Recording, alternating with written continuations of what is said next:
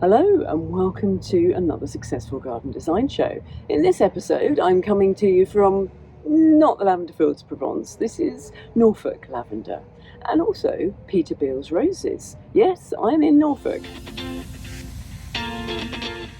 If you're frustrated your garden doesn't look as beautiful as it could, even though you've purchased lots of lovely plants, then help is at hand.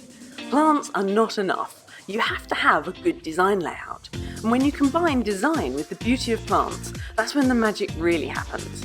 It's our mission here at Successful Garden Design to show you how to do it. And it's much easier than you may think. I'm Rachel Matthews and I've been a professional international garden designer for over 30 years and I teach garden design online. So I started my summer garden tour at Peter Beales Roses, which is roughly halfway between Thetford and Norwich. So I visited during the heat wave, it was either beginning or middle of July. So yes, a lot of roses had gone over, but they still had a good selection. And I knew their garden was more than just roses.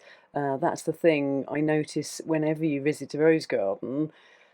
It always looks so much better when they do mix them with other plants. As much as I love roses, them just on their own, I think they do so much better when they're companion plants with things. So anyway, I was lucky that as much was flowering as it was because we'd had such a hot, dry time. But yeah, they'd got lots of lovely roses on display, as you would expect from one of the UK's leading rose growers, so it was absolutely scorching. Thankfully, they do let dogs, I had my dog with me, and they do let them into the garden. Otherwise, I just couldn't have visited. It was far too hot to have even left her in the car for a moment.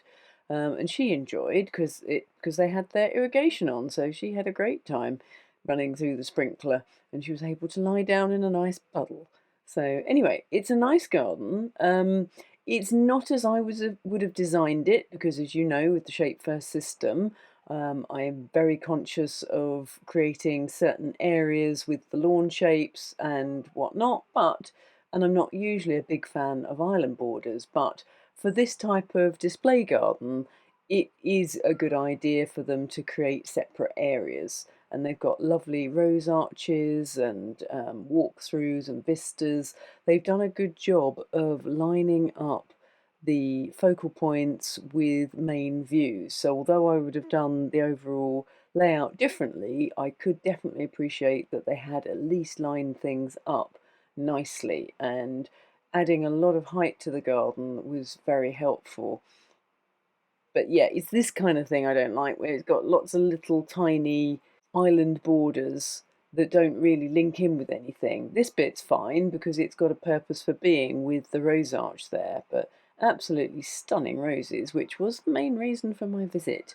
Because as you'll see when I do an update on my garden, it's changed a little bit, let's say, and it's thanks to roses that it's gone completely different from how I'd originally designed it. But anyway, I will do an update on my garden planting maybe end of September, possibly October.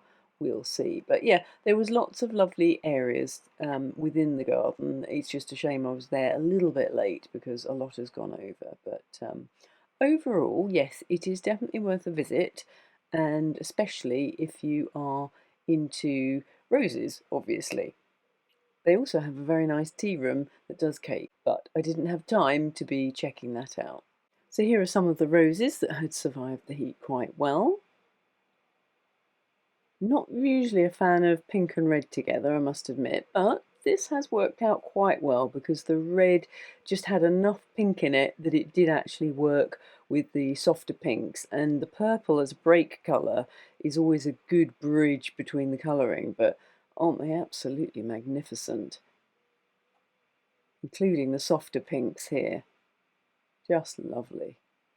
I really have become ridiculously addicted to roses, but that's a whole other story. We'll save that for another episode.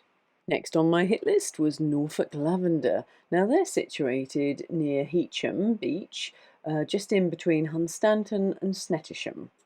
So right on the coast there, and Thankfully, the lavenders hadn't gone over at the point I visited, and it was absolutely stunning. And as you can imagine, with that amount of heat and lavender, it was very aromaful. So you certainly felt very relaxed walking around the display areas with them. And yeah, absolutely stunning. And I did end up buying one of their lavenders, and it's definitely somewhere that you can go to.